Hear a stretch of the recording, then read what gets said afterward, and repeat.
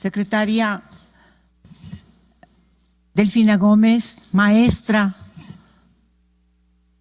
Me da mucho gusto que una mujer y que sea maestra, porque yo soy también maestra, que trabajé muchos años en educación primaria y secundaria. Estoy orgullosa y sé que está haciendo un buen papel. ¿Qué le echamos la culpa a la pandemia? Claro que sí, pero es que nos dejaron una educación de lo peor. Y se lo digo yo, que trabajé 50 años. El neoliberalismo trató de quitar las escuelas públicas. Y eso no se lo voy a perdonar nunca. Amigos y amigas, vamos a ir a la comparecencia de la secretaria de Educación Pública, Delfina Gómez. Hoy los senadores de Acción Nacional del PRI están haciendo una fuerte crítica a esta institución de la Secretaría de Educación Pública porque dicen que está muy mal, que los niños no están aprendiendo. Pues no están aprendiendo porque hubo una gran pandemia. Además, que no se nos olvide que estos señores de la oposición no querían, no permitían, se oponían a que los niños regresaran a clases, y no porque tuvieran la razón, sino por estrategia política. Hoy dicen que el presidente López Obrador no se preocupa por la educación. Hay que recordarles que hoy el presidente López Obrador ha construido 140 universidades públicas en todo el país para que todos los jóvenes tengan una educación gratuita. Pero estos señores, eso no lo ven. Nada más suben a criticar por estrategia política para ver si así el pueblo de México vuelve a voltearlos a ver y voten por ellos. Pero yo les aseguro que eso no va a suceder. Vamos a ir a la comparecencia. El siguiente grupo parlamentario es del Partido Acción Nacional, por lo que se le concede la palabra a la senadora Guadalupe Saldaña, secretaria de esta comisión, quien intervendrá durante los 6 minutos que tiene asignado su partido para esta ronda. Adelante, senadora. Muchas gracias, señora secretaria, senadoras y senadores, mexicanas, mexicanos. En materia educativa, nuestro país vive una tragedia silenciosa. En salud, las consecuencias se ven inmediatas. En educación las vamos a ver a mediano y a largo plazo. Y de no corregir, será grave, muy grave lo que se avecine. Quiero aquí manifestar mi preocupación por la indiferencia de los actores políticos del país o de muchos de ellos. Este gobierno sigue sin estar a la altura del reto que enfrenta el país en estos momentos. Seguimos sin una estrategia integral que atiende el tema educativo. Y las mayores afectaciones, ¿para quién creen que van a ser? Para los niños y niñas más pobres de este país. Y podríamos entender que el año pasado estábamos ante algo desconocido hablando de la pandemia. Pero ya pasó tiempo y siguen sin reaccionar, y eso es preocupante. Y hay 3 afectaciones profundas en el tema de educación. 1, el rezago en los aprendizajes esperados. No tenemos hoy un diagnóstico sobre este tema. Se prometió que se haría en agosto y septiembre y hoy nada. Estamos a ciegas. Lo hizo Chile. Chile dijo que el 30% de los aprendizajes, que el 30% solo se estaba obteniendo. En México no se mide, en México no sabemos, en México estamos paralizados en este tema. Número 2, lo emocional. No hay capacitación para nuestros docentes, 0. Recibir a un niño y a un estudiante huérfano de la pandemia, recibir a un estudiante a quien se le ha muerto un familiar por COVID, no es nada fácil y al maestro no se le ha capacitado. O a un estudiante que tenga depresión por encierro o porque sus padres perdieron el trabajo. No hay capacitación y para muestra, Para el presupuesto 22 tenemos una reducción del 89% a este rubro, a capacitación. Hoy la 4T a los profesores les da aplausos y les pone frases bonitas en las leyes, pero en los hechos no hay nada. Y en abandono escolar y caída de la matrícula, INEGI informó que en el 2021, en ese ciclo escolar, 5.2 millones de estudiantes menos se inscribieron. También está claro que las becas Benito Juárez no están funcionando. Antes de la pandemia, 90,000 estudiantes ya abandonaron la escuela. Es aquí donde se deben dejar apasionamientos y doctrinas, revisar datos y cambiar y corregir. Y el 24 de julio pasado, el gobierno federal anunció el regreso a clases. Llueva, truene o relampaguee, lo dijo. Y lo anunció de manera unilateral.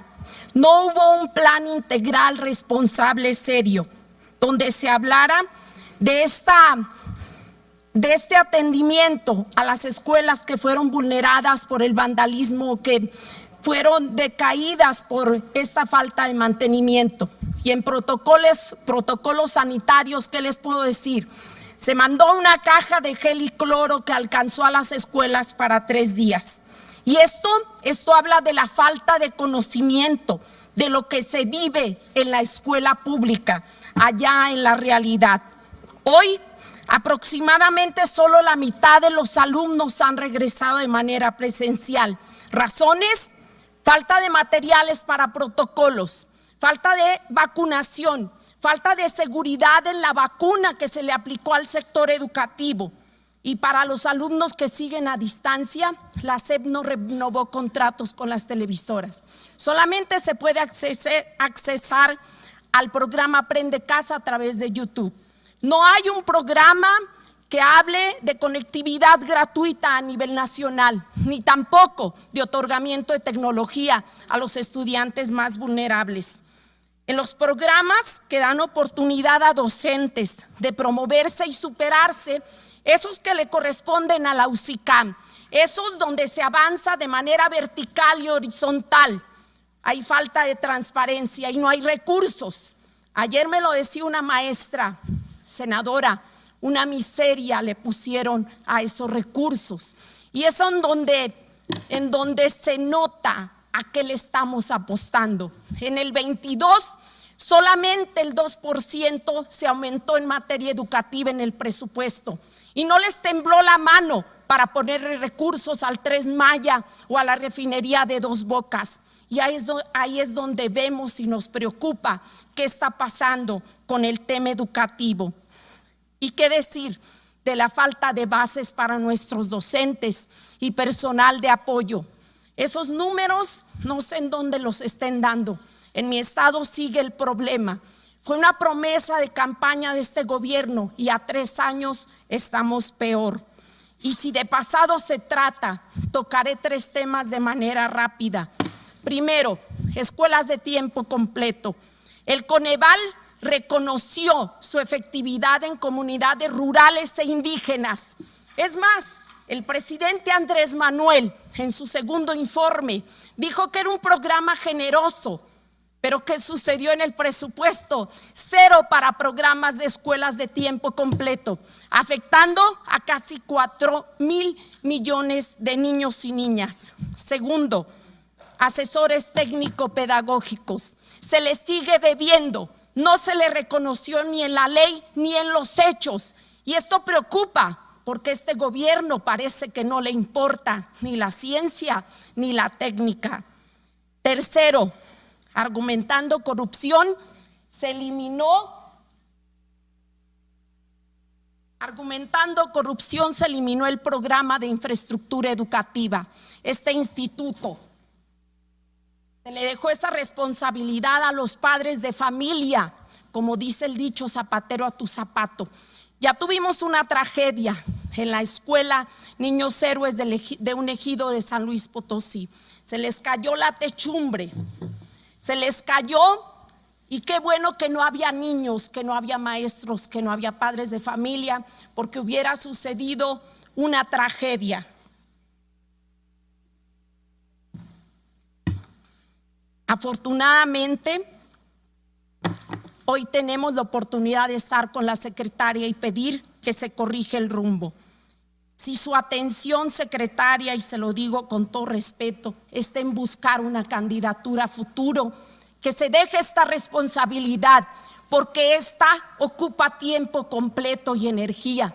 Porque en educación, hay que decirlo así, están reprobados, están ustedes reprobados, y ahí están las cifras que no me dejan mentir. Tiempo, por favor. Porque la senadora. situación de la educación en nuestro país requiere atención. Urge frenar esta tragedia que se vive en el sector educativo. Y finalizo preguntando, ¿cuándo y cómo se va a atender esta situación que se vive en este país? Es cuanto. Muchas gracias. Gracias. Toca ahora el turno al Grupo Parlamentario de Morena, que tiene 9 minutos, por lo cual ha decidido dividir el tiempo, que corresponderá a 3 minutos por senador o senadora. En esta primera intervención se le concede el uso de la voz al senador Casimiro Méndez hasta por 3 minutos. Por favor, senador. Muchas gracias, compañera presidenta. Bienvenida, compañera maestra Delfina, secretaria de Educación. No soy partidario del olvido. Cuando un pueblo pierde la memoria, pierde la llave de su futuro. Cantautor español Joan Manuel Serrat. Yo creo que una de las grandes ofensas y agresiones que ha recibido nuestra máxima casa de estudios fue el 6 de febrero del año 2000, cuando se golpeó la autonomía universitaria, cuando ingresaron cerca de 3,000 elementos de la Policía Federal preventiva a nuestra máxima casa de estudios. Ahí gobernaba el PRI, gobernaba Ernesto Zedillo Ponce de León. Prohibido olvidar. En ocasiones se olvida y nos damos golpes de pecho con lo que hoy sucede, con algunos comentarios, pero se descontextualizan completamente. Yo quiero comentar que cuando Gilberto Guevara Niebla hablaba de la catástrofe silenciosa, no se refería a un contexto actual, se refería a un contexto de vigencia plena de un modelo educativo neoliberal. Yo sí quiero comentar que en Michoacán sí hay avance en infraestructura educativa. No recuerdo si a finales del gobierno de Felipe Calderón o a inicios del gobierno de Enrique Peña Nieto, en la escuela primaria donde yo trabajaba llega un recurso de 500,000 pesos solamente para pintar e impermeabilizar. Ese es un robo, es de verdad pues un desfalco a la nación. Y así como ese programa llegaban muchos y decían no puedes utilizarlo más que para pintar e impermeabilizar. He visitado la comunidad indígena de Angahuan, Pamatácuaro, San Benito, Los Reyes, en Michoacán, y con la mitad de eso se construyen aulas, se construyen comedores, desayunadores para 250 alumnos con aljiber, con material para equipar a estas cocinas comunitarias, a estos salones. ¿Qué hacían con el recurso en el periodo neoliberal? Yo lo que sí me preocupa, compañera Delfina, yo creo que sí es importante, impostergable, reformar los planes y programas de estudio. No podemos hablar de la transformación educativa con planes y programas de estudio de corte neoliberal. Recuerdo que en 2018-2019, en el libro de segundo año, en la página 166, pues nos daban como aprendizaje una mano con 6 dedos. O sea, de eso presumía el PRI, de ese tipo de educación le llamaban nuevo modelo educativo. Era inconcebible, tuvimos muchos que omitir ese pseudoconocimiento. Yo creo que es importante recuperar el tema de la cobertura educativa a través del internet. Yo sigo pugnando de que la educación, así como la pandemia nos ha dejado malas experiencias, dolorosas experiencias, En conocimiento, yo creo que es importante rescatar la cobertura en línea para comunidades indígenas. Yo sigo insistiendo para Nurío, para Pamatácuaro y para Tancítaro, Michoacán, la creación de la Subsecretaría de Educación Intercultural. Yo creo que es importante el cambio de pago a salarios de maestros jubilados de UMAS a salarios mínimos, la recontratación de maestros cesados por la mal llamada reforma educativa. Yo sí creo que los maestros de México se merecen un aumento salarial. Revisar profundamente la creación de un campus universitario, en la ciudad de Uruapan, que lleva más de 10 años y no lo pueden culminar. Y el reconocimiento de las secundarias técnicas interculturales de Michoacán. Y por tercera vez le voy a entregar un paquete de peticiones, secretaria, que hasta ahorita no he tenido respuesta a nada, ninguna, y yo le agradezco mucho por la intervención. Gracias. Gracias, senador Casimiro Méndez.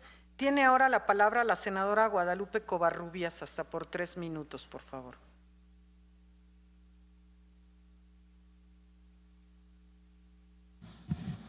Buenos días. Buenos días a todos. ¿Sí me escuchan? Secretaria Delfina Gómez, maestra. Me da mucho gusto que una mujer y que sea maestra, porque yo soy también maestra, que trabajé muchos años en educación primaria y secundaria. Estoy orgullosa y sé que está haciendo un buen papel. ¿Sí le echamos la culpa a la pandemia? Claro que sí, pero es que nos dejaron una educación de lo peor. Y se lo digo yo, que trabajé 50 años. El neoliberalismo trató de quitar las escuelas públicas. Y eso no se lo voy a perdonar nunca. Porque eso duele, le dolió a todo México. No puede ser así, no debió haber sido así, así lo hicieron. No se logró del todo, y qué bueno, vamos a recuperar, lo vamos a hacer. Todos los que queremos a México y queremos que la educación sea como cuando yo empecé a trabajar, y siguió por muchos años, pero cuando llegó el neoliberalismo, eso trataron de hacer. Mi pregunta es, algo agregado también. Sí hay maestros que se les debe, maestra. En mi Tamaulipas se les debe también a algunos maestros. Y sí necesitamos, por eso después quiero darle un documento. Sobre los libros de texto gratuitos, ¿qué libros aquellos? Cuando entré ya a trabajar, los libros de texto gratuitos, los primeros, en 1962, cuando era secretario el maestro Jaime Torres Bodet. Y han seguido los libros. Eso tampoco se me va a olvidar. Y los desayunos escolares. Para mí la educación es lo máximo. Por eso duré tantos años trabajando. No era trabajar. Era algo tan fabuloso estar ante los niños, ante los adolescentes, que para un verdadero maestro no es trabajo. Es algo muy digno. Y va uno con mucha alegría y entrega todo. En cuanto yo le voy a hablar de los libros de texto gratuitos, pero para los pueblos indígenas. Para este gobierno resulta prioritario la atención a los pueblos indígenas. En el tema educativo, la reforma reconoce el derecho de los pueblos indígenas a una educación intercultural y plurilingüe en el sistema educativo nacional. Cuéntenos, secretaria, sobre el avance en el tema de libros de texto publicados en las diversas lenguas indígenas nacionales y si además se contemplan otros materiales, no solo para esta promoción y reconocimiento de la riqueza lingüística, sino para la conservación de estos idiomas. Amplíe para nosotros la información sobre los contenidos de libros, sobre la convocatoria para revisar los contenidos y en qué temas se hizo énfasis sobre matemáticas, música, educación cívica y materiales en lenguas indígenas. Es cuanto. Gracias, senadora Covarrubias. Tiene ahora la palabra para cerrar esta primera ronda el senador Elí César Cervantes Rojas, hasta por 3 minutos. Muchas gracias, senadora presidenta. Darle la bienvenida, maestra Delfina. De verdad, por primera vez que haya una maestra a cargo de la Secretaría de Educación Pública, es alentador y es motivante. Da muchas expectativas a todos los que somos profesores, porque como puede ver, el día de hoy aquí hay como senadores gente de base. Soy maestro frente a grupo, por eso conozco bien a lo que no quiero regresar, y es a esos gobiernos azules que entregaron una enciclomedia en tantas escuelas donde no había ni siquiera luz eléctrica. Esos gobiernos azules que lidiaban o que lucraban más bien con el presupuesto de la educación para fines personales. Y esos gobiernos que nos quitaron los derechos, porque no podemos olvidar los maestros que la ACE se empezó a gestar en el gobierno de Felipe Calderón. No podemos olvidar que cambiaron esas mayorías, las condiciones de la ley del ISSSTE a todos los trabajadores de la educación. No podemos olvidar la persecución, el daño, la represión y el desprecio que nos tuvieron a todos y todas las maestras y trabajadores de la educación de este país. Por eso yo me congratulo y estoy muy contento de que por primera vez el Ejecutivo se esté preocupando por invertir en educación de manera real, porque ahora con la Escuela es Nuestra los recursos llegan de manera directa a los padres de familia, ya no a los constructores, ya no a las secretarías de los estados que los desviaban y que lo utilizaban como caja chica y que por eso hay tantos problemas en los estados, porque ahora llega directamente a los padres, a los alumnos en sus becas, y también tenemos que reconocer que hay una valoración del magisterio, porque aunque todavía estamos enfrentando los retos de la pandemia, fuimos de los primeros sectores en ser vacunados. Yo tengo la vacuna CanSino porque todavía no estaba en este espacio y todavía estaba como maestro frente a grupo en las clases virtuales. Quiero decirle a toda la población que los maestros sin duda han sido la pieza clave para que la educación pública sobreviva, porque a pesar de todas las carencias, todas las inclemencias, siempre el personal educativo ha estado y ha salido al frente poniendo de sus recursos, de su dedicación y de su empeño. Por eso es importante sí reconsiderar que esa revaloración, porque no hay mejor revaloración que un aumento económico para los bolsillos de los trabajadores y las trabajadoras de la educación, porque para la escuela ya se está yendo. Entiendo que nos dejaron un país devastado. El tiempo es poco, pero sí quisiera decir que, sin embargo, hay cosas que atender. Tenemos que mejorar el tema del UCICAM, en el tema de la interpretación que luego le dan los estados. Ustedes tienen que estar muy atentos. Tenemos que mejorar las instalaciones educativas, ya se está haciendo, pero tenemos que buscar la manera, reconocerle a los compañeros de telebachillerato y a los de telesecundaria. En San Luis Potosí está pasando un fenómeno con este nuevo gobierno que nunca había ocurrido, y es que no les pagaron hasta el día de hoy a las 10:30 de la mañana. Ya les retuvieron a los jubilados de telesecundaria por un tiempo, le echan la culpa a gobiernos anteriores y el día de hoy el gobernador de San Luis Potosí dice que la federación es la que no está aportando y que es la que debe absorber todo. Tenemos que poner firme, porque ese dinero no es responsabilidad. O sea, entendemos que en San Luis Potosí es 50-50 y hasta donde yo tengo la información, ustedes han cumplido con los datos. Pero bueno, ya veremos, porque está el tema y lógicamente es preocupante para todos los maestros de telesecundaria, porque se vienen lo que viene siendo el aguinaldo.